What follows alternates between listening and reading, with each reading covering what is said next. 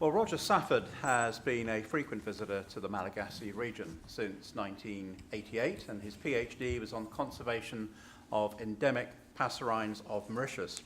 Since 2001, he's been responsible for supporting the work of BirdLife International in Madagascar, and most recently, of course, he's been the co-author of the final volume of The Birds of Africa, which specializes on that region. Today, he's going to tell us about the diversification of the region's birds and about some of the recent discoveries on the natural history and taxonomy of some of the endemic species. Ladies and gentlemen, Roger Safford.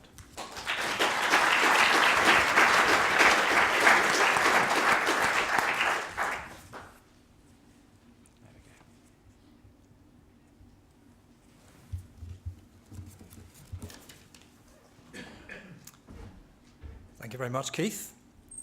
How's this for volume? Everyone can hear okay? Good. Well, to talk about the birds of an entire region might seem quite a tall order. So I should first just confirm that it really is a region. It's not a sub-region or any other lesser entity, just alongside the Afrotropical region or the Palearctic region. It's that distinctive, the Malagasy region. So what I'm going to do is use as my sort of thread of this talk time, evolutionary, geological time, and look at the birds as they arrived and how they've come to be what we see now when we visit this part of the world. And I've put down a few of the many people who I need to thank for essentially putting together the information that you're going to hear. So first of all, where is this?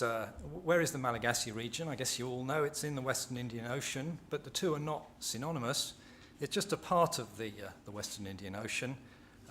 You have outside it the Maldives, Chagos, Socotra. Those are all different parts of the world with quite different wildlife. So the main components of the Malagasy region are Madagascar itself. I don't know. Do we have a pointer, Keith, here? Is it on here?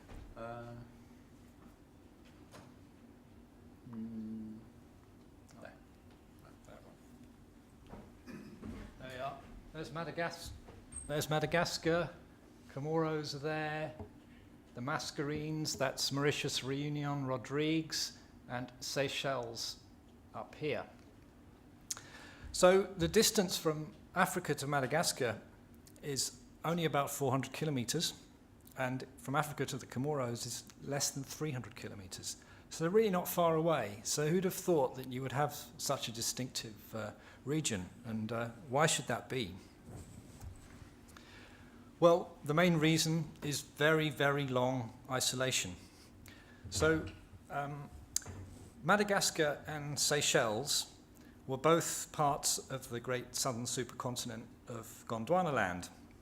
And this began to break up a very long time ago. And the first of the splits that involved our bits of land were actually where Africa split off from Madagascar, plus India, plus Seychelles, plus Antarctica.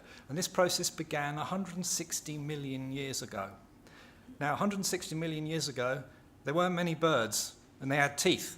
This is the time of Archaeopteryx. Now, it took a long time for this split to take place, and meanwhile, possibly overlapping, Antarctica then broke off. But notice Madagascar's still attached to India and Seychelles at this point. Then Seychelles and India broke off from Madagascar, and finally, 64 million years ago, roughly, Seychelles and India split off. So you can see, although Madagascar and Africa are still quite close, they've actually been isolated for a mighty long time. And I think it's remarkable that Madagascar was attached to Antarctica more recently than it was attached to Africa. And of course, India then continued drifting off across the ocean until it bumped into Asia. And Madagascar didn't go so far. Then what? So after the main land masses split up, a few other things happened. Sea level goes up and down. And so this is roughly what the region looks like now. But various times over the last few million years, and no doubt more, sea level dropped. And this produced some land masses that would be rather unfamiliar to us today, and in particular between Madagascar and Asia. So you have these great land masses, Nazareth and Sayadamala banks, for example, and Seychelles was a much bigger area than it now is. And this has provided, we presume, very useful stepping stones for any bird wanting to colonize from Asia. And this explains why, as you'll see later on, many of the birds of the Malagasy region are of Asian rather than African affinities or origins. Then what happened, another process that sort of completed the picture was volcanism. So various islands burst up out of the ocean, never having been connected to land, and that's what produced the 4 islands of the Comoros and the 3 main islands of the Mascarenes, Mauritius, Reunion and Rodrigues. And these have become extinct and collapsed and eroded in various spectacular fashions, like these mountains in Mauritius, or a couple of them, one on the Comoros and Reunion, are still active. Madagascar itself, continental landmass, a whole range of landscapes, lots of forest. I can't possibly do justice to that now. Just the final component of the lands of the region are numerous coralline islands scattered around the region. This is Tromelin, a French territory off the east coast of Madagascar. So, some birds then.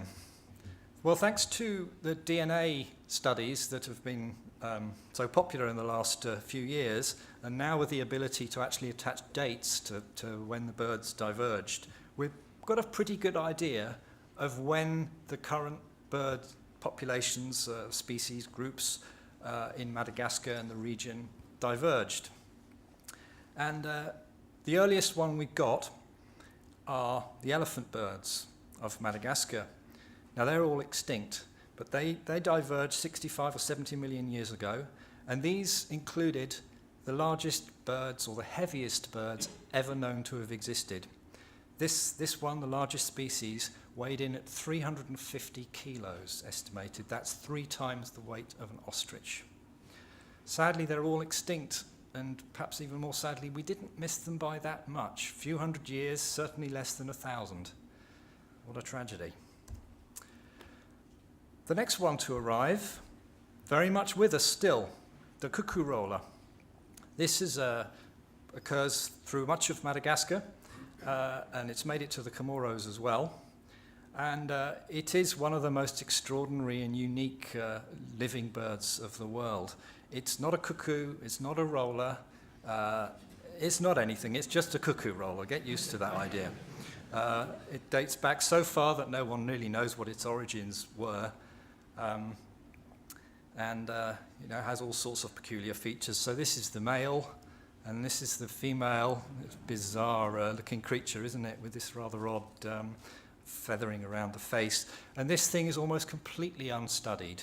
The only 2 papers describing its breeding date from the late 1960s. So this is really crying out for somebody to have a proper look at it. So the next in, the Mesites. 55 million years, another very ancient group. So this is 3 species. They're endemic to Madagascar. They haven't reached anywhere else. So this is the brown mesite that lives on the floor of the rainforest. There's another species in the dry forest of the west of Madagascar. And then the subdesert mesite, which has been quite well studied in the southwest, lives in groups and has quite interesting breeding biology of involving all kinds of interesting pairings going on between groups and interesting sort of chorusing behavior studied by Natalie Seddon and Joe Tobias. Ascites, another early group.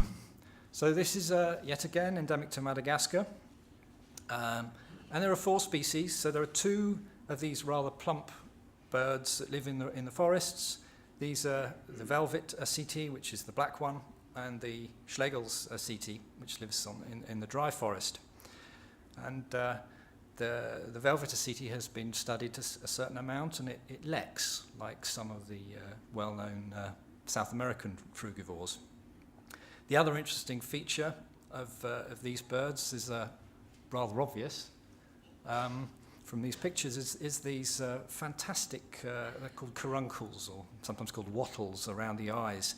The difference between the two species you can see here is quite genuine. It's not some photographic distortion, but nobody's really looked at why the Schlegels has this peculiar sort of bobbly look to it. This is an example of structural colour. This is colour that's not created by pigments, as in most feathers, but by interference patterns produced by peculiar structures within the tissue. And the particular structures found on the ascites are like no other bird on Earth. The other two species of ascete, the wonderful sunbird ascites. They look rather like sunbirds, as you see. This is the yellow-bellied sunbird ascete, the rarer of the two. Must be one of the most fantastic-looking birds in the world. I hope you agree. Again, you have the caruncles, which give away its affinities with the other ascites, so exuberant in this case that they seem to have spilled over onto the base of the bill.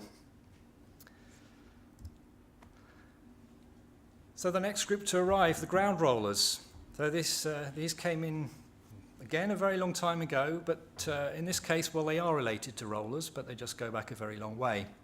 5 species, and many people's favourite, the scaly ground roller here, found in the rainforests, rummages around on the ground. And I couldn't resist showing you the juvenile, brilliantly captured by a guy working for a Malagasy conservation NGO, Bruno Raveloson. Managed to stalk this little brood of juveniles and show this fine combination of the cute with the weird.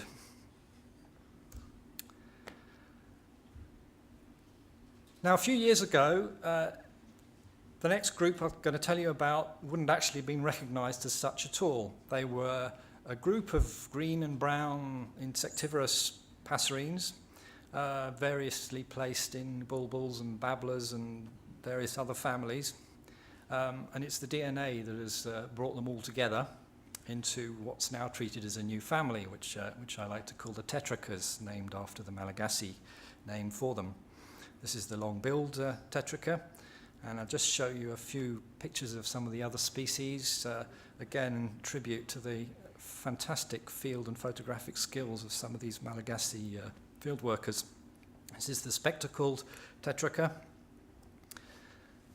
the wedge-tailed tetracha, all completely unstudied. No one really knows much about this one at all. An extraordinary spiky bill, no one knows why. And a group of white-throated oxylabes. So you have adult, juvenile, adult, juvenile, adult. So what's been going on there, I'm not quite sure, because nobody's studied them and nobody knows. I like the mosquitoes in this picture as well. Poor guys. And then Vanga's ones, which I'm sure you've all come across in the literature if you haven't seen them. A wonderfully diverse group of birds with, some look like small shrikes or a souped-up great tit. And top right, you have something a bit like a wood hoopoo in its behaviour, and interestingly also its calls, the sicklebill, and the blue vanga, a more typically sort of shrike-like creature.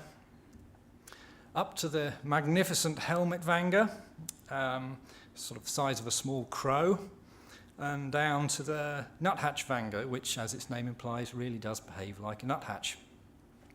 So basically these birds generally reckoned to be pretty mixed bag, but basically sort of shrike-like, strong bills, sort of often a bit of a hook on the bill, living in flocks, often not mixing with species outside the vanga family. Or so we thought. But no, there are more. So the DNA has now pointed us to a whole lot of other vangas. So we had a bird that was recently called a babbler and runs around on the forest floor. Never mind, this one's on a branch, it shouldn't be. So this was formerly known as Crossley's babbler. We now call it Crossley's vanga, or I do anyway, if I can remember. And Ward's flycatcher, as it used to be. It looks very much like a Batis or a wattle-eye, and it's not. It's a Ward's Vanger. And then the bottom bird at the bottom right there is a Tylus Vanger, slightly blurry picture, but I thought I'd put that one in for connoisseurs who might recognise. This is the extremely rare white-throated western race of Tylus Vanger, photographed by Bruno again. And there's more. Incredibly, the Newtonias are now recognised to be Vangers. They're not flycatchers, they're not warblers, as we used to think. And I hope you agree this is an absolutely incredible photograph of a red-tailed Newtonia, a bird that very few people have even seen, let alone got close enough to take a picture like this. So there we are. There are the Vangers. And a most amazing example of adaptive radiation. Knocks spots off Darwin's finches or Hawaiian honeycreepers, I reckon. And I've told you about 7 groups now. And they are the first 7 groups to have arrived in the country, in the region rather. And they generally correspond to 7 endemic families that are normally recognised. And notice that they all arrived after all that tectonic drifting, and so probably they all flew there. Interestingly, it's quite possible the elephant birds flew there and then became flightless. Though that's not completely certain, but it is possible. And incidentally, the first 3, the elephant birds, the cucurella and the mesites, they date back to the whole explosion of bird orders that took place sort of 50, 60, 70 million years ago. They could easily be treated as endemic orders, not just families. And this was the time when the explosion of bird diversity was happening. So is it 7 families, or is it actually possibly only 6 after all? Because the Vangers have been looked at in relation to the bush shrikes and the wattle-eyes, and in the same study people looked at various related shrike-like birds. So you had the helmet shrikes, that's there we are, helmet shrikes, flycatcher shrikes, shrike flycatchers, and so on, and they all cluster together down in this big clade at the bottom. So those are the Vangers in red, and if that's where the Malagasy Vangers fit in, it's a bit difficult to justify calling them a family in their own right, and probably they ought to go in with this other mixed bag of other shrike-like birds. Never mind. So having done the families, then there's a whole lot of other birds that came in pretty long time ago, not quite as long ago. And most of these are restricted to Madagascar rather than the islands, and lots of them are in their own genus. And I'm sure you all know something about the kuas, these wonderful-looking cuckoos with more wacky bare skin around the eyes. If you know about those, you might not know about these. This is what the nestlings look like. All the species of kuas that have been seen at this age have these bizarre markings, 2 on the palate, 1 on the tongue.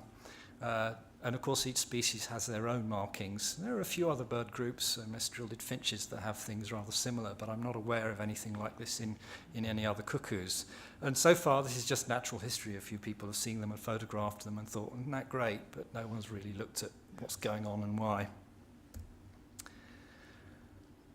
Another early arrival in terms of the non-endemic families, the Vasa parrots. Rather dull-looking things, but like the dunnock, far from dull in their sex lives. But I'm not going to tell you about that, because the next speaker's going to, and will do it much better than me. So don't go away, it's worth hearing. This is a collared nightjar. This is another of these endemic genera, as recently recognised thanks to DNA studies. We always suspected there was something fishy about this one from the fact that no one's ever heard one call, and they have facial discs like an owl. And the DNA shows that, sure enough, they're not particularly closely related to any other nightjar, and it's been given its own genus recently. And another surprise that the DNA has shown us, this is a Madagascar serpent eagle, difficult enough to see, let alone photograph, and it was assumed because it's a sort of barred, long-tailed, forest-living eagle that it's probably got something to do with the serpent eagles of Southeast Asia or Congo serpent eagle, for example. Completely wrong. It's a vulture. Would you believe it? Apparently, the DNA places this in the same group of vultures as things like palm nut vulture, Egyptian vulture, even lammergeier. I like the idea of a Madagascar lammergeier that lives in the forest. So a lot of these endemic genera, they're what we call basal taxa, which means that when you look at the phylogenetic tree of the family that they sit in, they branch off right at the base. So this is the Geries, which used to be thought of as babblers. And the DNA has shown that they're in the African warbler family. That's where the cisticolas are, which no one had really suspected before. But there they are. They sit right at the base, and they are sort of sister to all the other cisticolas of the world. And there's a whole lot of Malagasy species in that category. This is a Gery, common Gery on the left here. Somewhat similar situation with Madagascar starling and the Madagascar manakin. So it's all been about Madagascar so far, almost all. I haven't forgotten about the islands, but it does seem that the older groups, the families, and many of the endemic genera made it to Madagascar, or diverged in Madagascar, and didn't get any further. Two of the endemic family did. Cucurola, as I said earlier, they made it to the Comoros, and one of the vangas, blue vanga, got across to the Comoros, but the rest are all in Madagascar. But some of the endemic genera did get across to the islands, and the shining example of this is the Phodes. So the Phodes are two species in Madagascar, and relatives of those have reached just about all the islands of any size, down to the one at bottom left there. Seychelles Phodes lost almost all its black and red coloration, or the Rodrigues Phode just above that, gone yellow, but generally instantly recognizable as Phodes, and this is a group that's found nowhere else in the world, so they make a good symbol of the group. Sadly, at least one species and probably two are extinct, but several of the others, most of the others, are doing pretty well. Another endemic genus to the region which has reached the islands, the blue pigeons, Alectroenus, related to the fruit doves of Southeast Asia and particularly Australasia. So we have a species in Madagascar which is all blue, and this is the one that lives on the Comoros and Aldabra. There's another one on the granitic Seychelles, and they used to occur on the Mascarenes, but they're extinct, sadly. So staying on the islands then, I said it all seems to be about Madagascar, but the islands have got a few things that Madagascar never did get. So along the bottom here you have a flycatcher, Homblo's flycatcher on the left. It's rather like a spotted flycatcher, and that's clearly come from Africa. And it's only found on the Comoro island closest to Africa. But it's pretty distinctive. It's placed in its own genus for the time being. And there's a proper thrush, a turdus, the only one in the region on the Comoros. Turning to the other side, you have swiftlets have reached Seychelles and the Mascarenes. These are classical cave-living swiftlets, live in the lava tubes mainly. And other caves on Seychelles, never made it to Madagascar. Then some species, or groups rather, I should say, that have colonized fairly widely. Obviously the paradise flycatchers, so you have a species in Madagascar and the Comoros, another on Seychelles, this wonderful species with the great long tail and black plumage in the male. And they're on the Mascarenes as well, and that's three quite separate colonizations of the region. So paradise flycatchers are fairly widespread. Sunbirds, as you probably expect from small islands, quite a diversity of them. So these species all occur on the Comoros on islands which are close enough that you can see one island from the next, and yet they all have different species of sunbirds on them, at least these three. They're on Seychelles as well, but not the mascarines. And of course, the champion island colonists are the white-eyes, and they're everywhere. Some of them are a bit weird, like this Mauritius grey white-eye. It's got a habit of cocking its tail, it's got a white rump, it's lost all its yellow and green, and it's lost its eye-ring. But to look at it, it looks like a pretty standard white-eye in other ways. Other white-eyes look very much like the continental relatives. Well, I'm not going to try and cover everything on the islands any more than I did in Madagascar, but you have bulbuls of Asian origin mainly, entirely even. You have cuckoo shrikes of both Asian and African origin, and warblers, various. And then more recently, some land birds have colonized, mostly from Africa, like this pied crow. And just to complete the picture of the land birds, exotics carted in from all over the world, particularly to the mascarines, where the commonest birds you see now are exotics, sadly. So, is there anything left still to discover? Well, possibly, but the rate of new discoveries has definitely slowed recently. But this was one. This is the Tsingy wood rail from Madagascar. So this was actually discovered quite a while ago. It was first seen in the late 1980s. This one was caught by the BirdLife team about 10 years later. And it's only 2 or 3 years ago that it was finally described and named as a new species. So this one lives rather unexpectedly in the karst areas of forest in western Madagascar, where there was no such rail previously known, and there's a common species, the Madagascar wood rail, that occurs widely in the rainforests. Rediscoveries, there was a whole lot of species went missing from about 1930 until the 1980s or 90s. After one record in 91, it was really feared that this one, Madagascar pochard, was lost forever. So it was pretty sensational when this was rediscovered in a crater lake in northern Madagascar, and gives us hope for many other things. But it's a pretty good contender for rarest bird in the world. It has a population that sort of hovers around the 20 mark, unlikely to occur anywhere else, it seems, but, well, perhaps it could, but it's been very widely searched for recently to see if there could be any more. Not a squeak. It's now established in captivity, and there are preparations being made to reintroduce to restored wetlands elsewhere, but that's a very long way to go yet on that one. So any top tips for visiting birders to go and look for things that they might rediscover?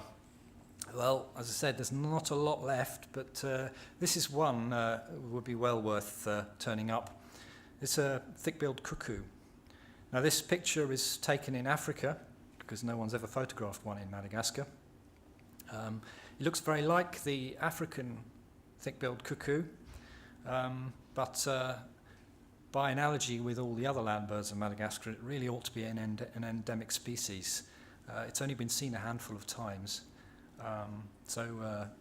But it certainly shouldn't be extinct, because it's been recorded at scattered localities all over the island. So someone needs to go and find that. And here's a good one. The crested cua, it's one of the commonest of the cuas. Top right there is a sort of pretty standard view you might get of this species. And there are 3 well-known races which don't differ all that much, apart from by the colour of the vent, which are these 3 here. And then there's that one. That is called, the race is called Maxima, and it's, as you can see, it's considerably bigger.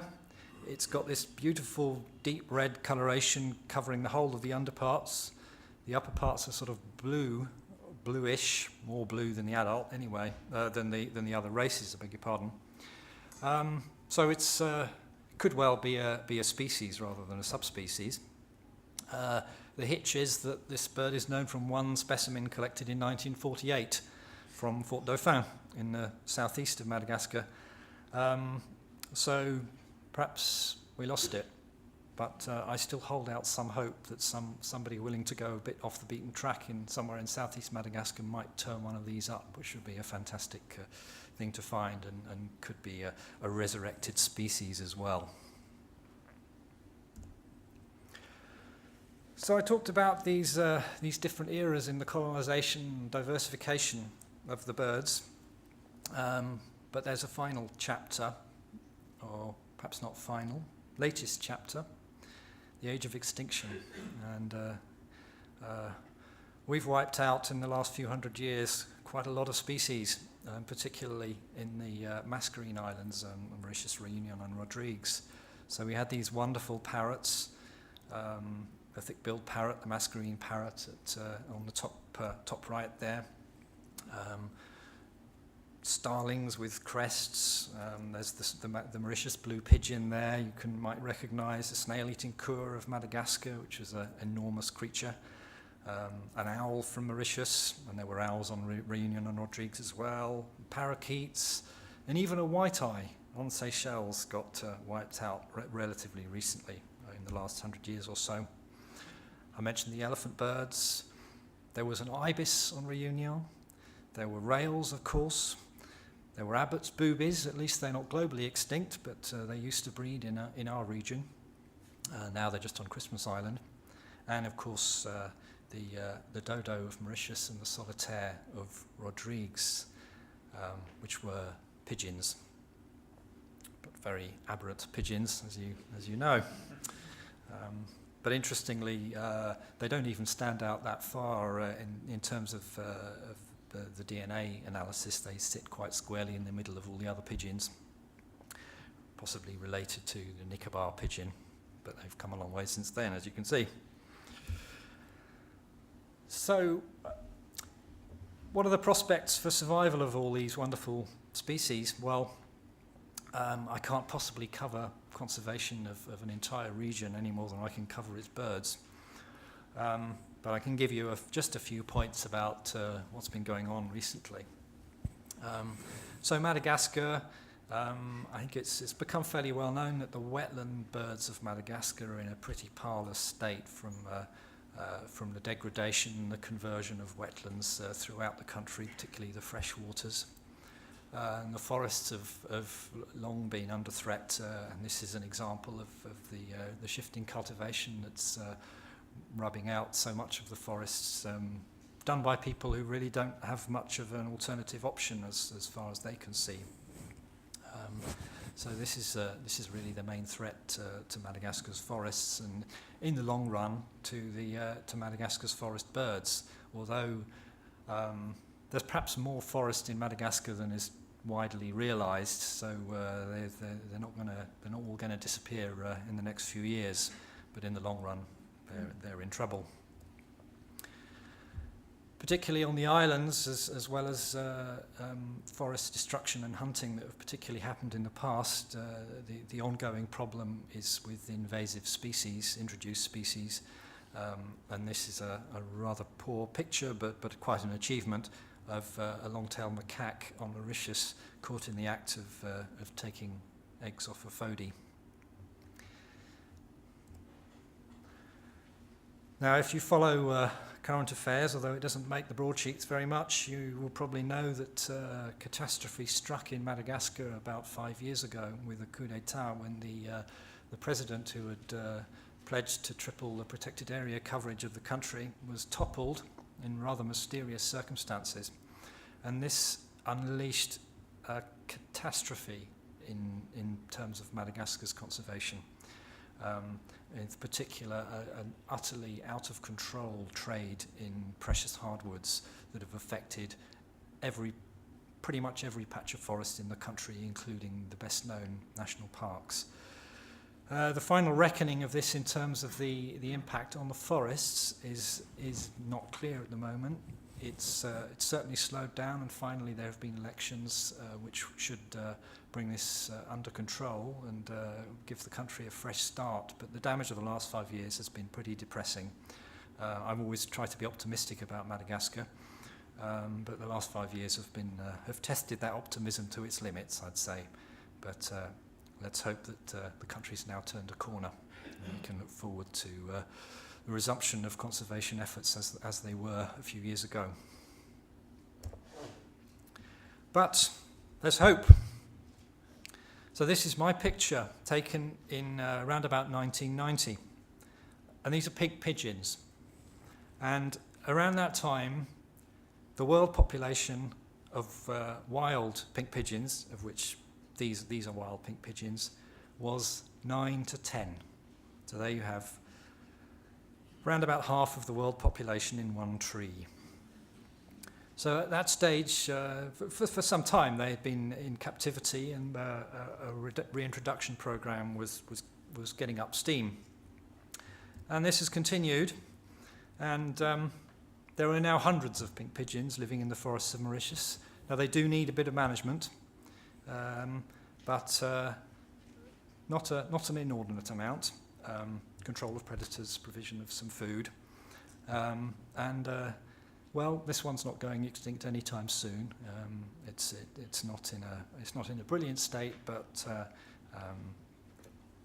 I'd rather have hundreds than 10. And perhaps the greatest emblem of all in terms of impossible comebacks, perhaps because it was the first of this group. There's a whole bunch, and incidentally, I must be fair to Seychelles, who've also brought back a load of species from the brink. This is the Mauritius kestrel.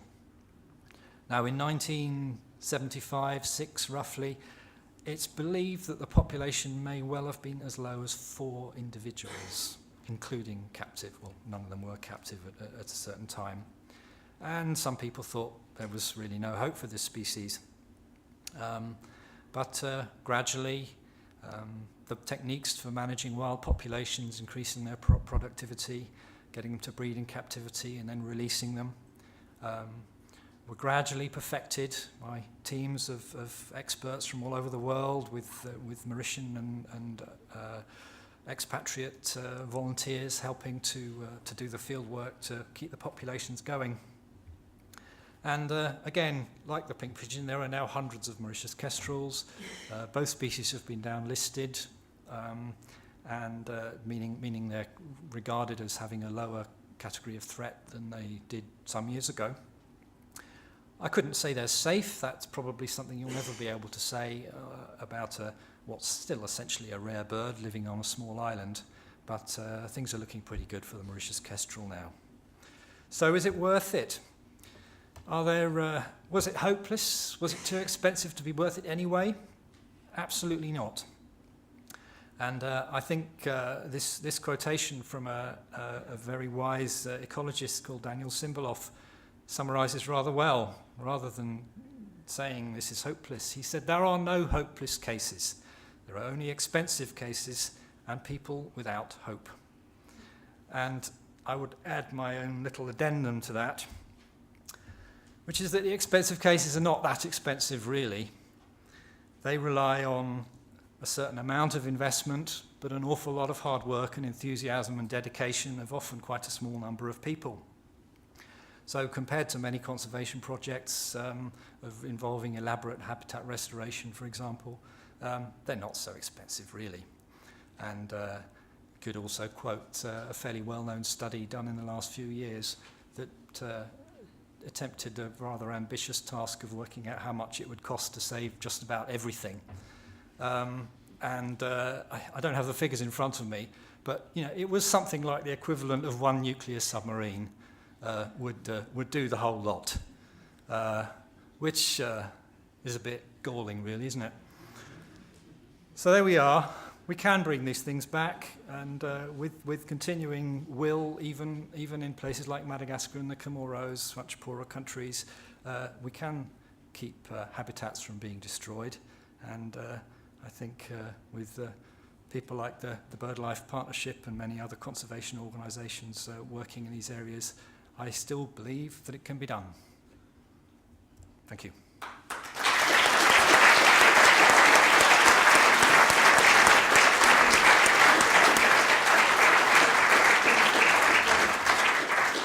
If you'd like to ask a question, please raise your hand and we'll get a microphone. There's one down here in the sixth row. Thank you. Douglas Buchanan from Warrington, formerly of Zambia. You've given us, we regularly get told by conservationists that when species, say like the kestrel, become very few in number, that there's a huge risk from lack of genetic diversity. And yet you've given two good examples, and there are many others of species which are thriving after falling to very small numbers. So is that threat really overstated? Difficult. I think I'm not an expert in these matters, but clearly events show that extreme population bottlenecks are not necessarily fatal to these species. And of course you have to bear in mind that many of these populations would have been derived from tiny numbers of founders in the first place, so they can come back.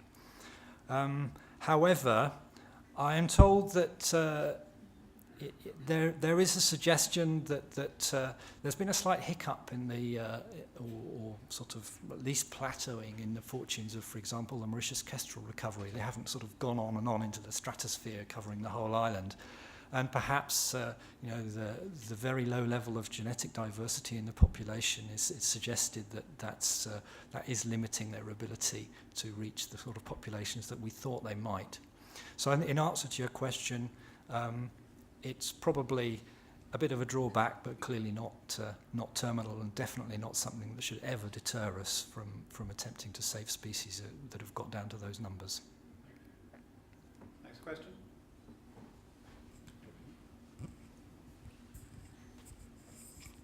If we think about the pink pigeon and the kestrel, their numbers went very, very low, and you've told us the wonderful, heartening story that they've come back quite strongly.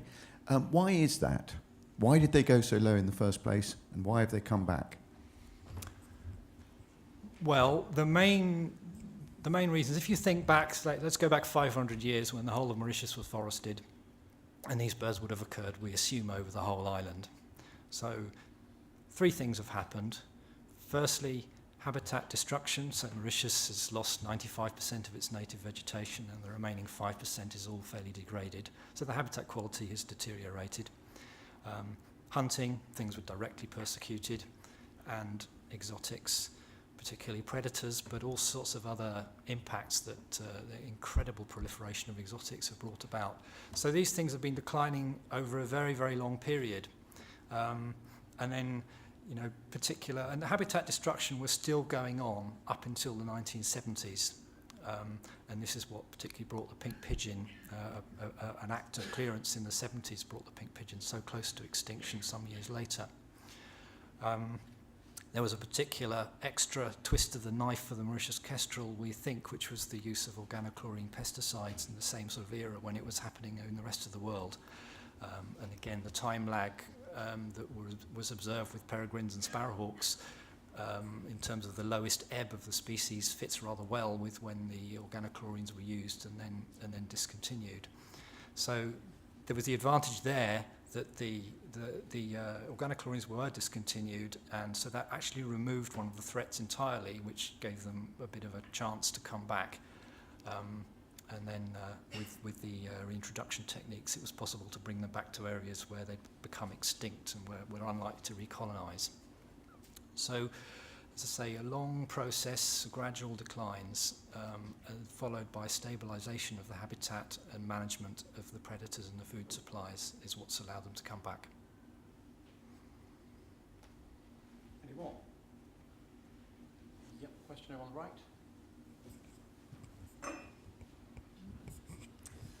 Thank you, Roger. A stunning presentation and quite revealing for the area.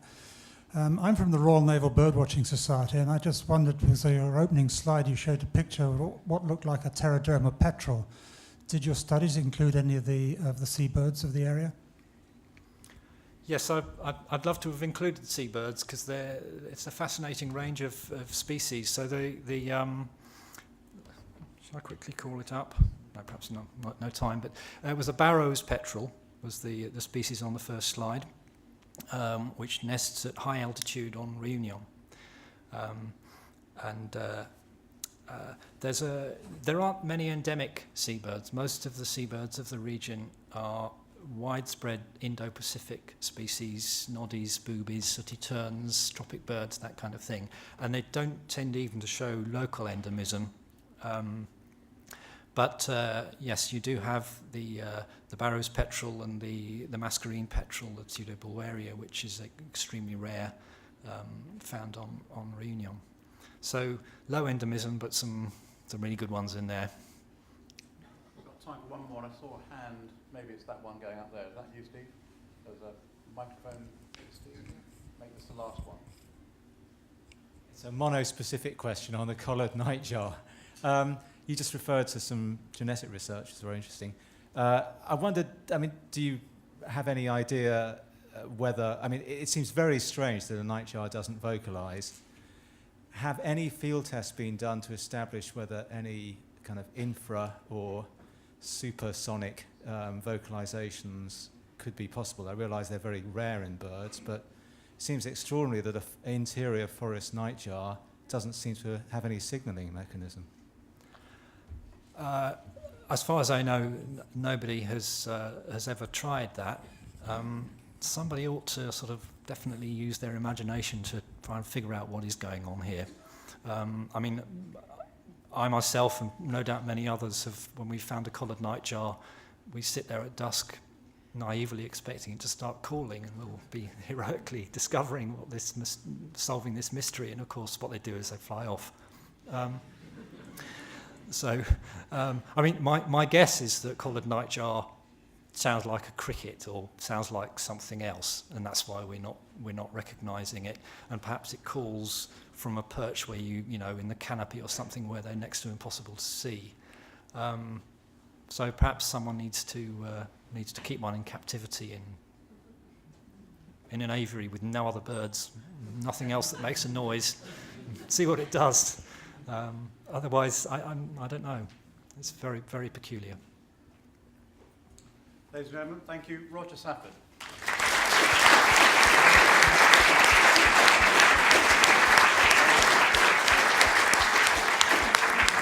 Now, just before we break for lunch, I've got a very, very short extra item for you. You may remember last year Jason Anderson spoke to us about Rwanda. Very, very popular talk. He's here today. He now lives in Malaysia, but he's here today. Amazing. Oh, you're in London now? Okay, I can't keep up with him. But he's doing a lot of work still in Rwanda. He wants to really just give us a very quick 2 or 3 minute report on some work that's been done just very recently. So, Jason, and your talk's there. Yes, three fascinating talks this morning. Some quite depressing news, though, from both places. So here's a bit of a good news story. For those of you who were here for my talk last year, and for those of you who've seen the latest bulletin, you'll know that I made an appeal for binoculars and field guides for a project in Rwanda. The gentleman in the middle there is Narcisse Ndayambaje, one of the guides at Nyungwe Rainforest, and he's run, along with Clava and Toinhima, he's run a project called the Nyungwe Kids Birdwatching Club, and I made an appeal for binoculars. You can see here there's 2 pairs amongst 25 kids. There's Clava and Narcisse on the right. They do it out of their own love, and thanks to the RSPB donation, which we just saw on the last slide, huge amount of binoculars from the RSPB. I can't remember the names of all the people involved. I was in Borneo at the time. But we've got some of the RSPB guides. Obviously, we've got Nigel Redmond there from Helm Field Guides, who donated a ton of field guides. The RSPB have sent out 2 batches of binoculars. At least 40 have now gone on there in 2 trips. There's Marge Hemp from Birding Africa, who also helped to facilitate this. Of course, there's John Caddick as well from the ABC, who helped with this, and other people from Rwanda who helped to facilitate the project.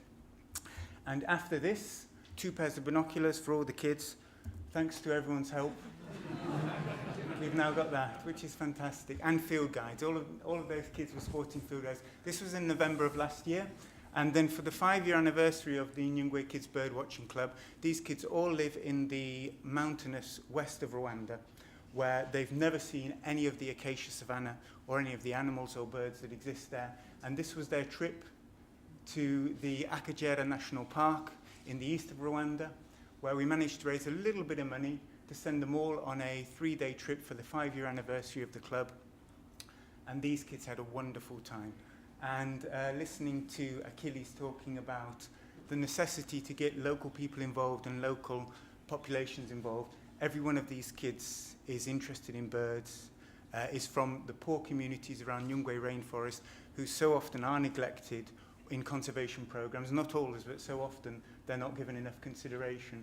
And these kids are being involved purely because of the inspiration of Clava and Narcisse, who are willing to run the Nyungwe Kids Birdwatching Club completely for free, and with the support of a few organisations like the RSPB, and also thanks to Nigel's Field Guides.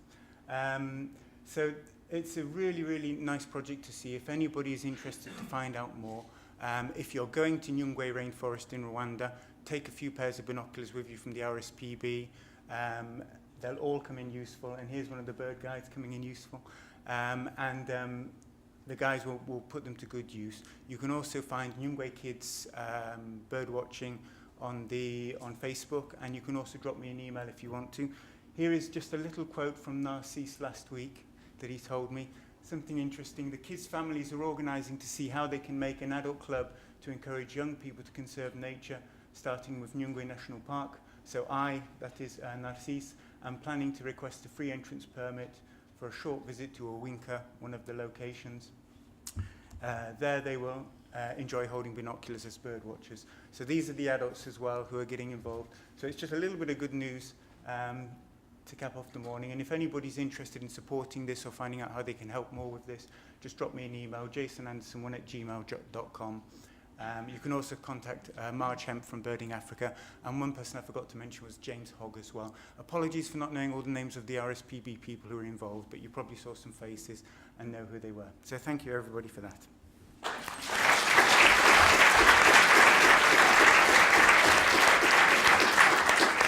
Well, that's an uplifting story. I was feeling like going out and slitting my wrists, having heard some of the problems we're facing. Before we break for lunch, we've got lots of authors here today, some who are speaking, some who are not speaking. I see people like Bob Cheek, Clive Mann, all sorts of people, plus the speakers as well. I'm sure that you can find their books out there, and I know there will be some book signing opportunities. Those people who are founder members, please, before you go out and grab yourself some lunch, please join us on stage for a photo, because we'd love to get a shot of you all together. And for the rest of you, all of you in fact, 1:30 is when we have our AGM. I hope you'll be back in time for that, and we will make that a very quick affair before we go on to the afternoon's talks. We're not selling food. You can find food out in the museum if you haven't brought your own. Thank you.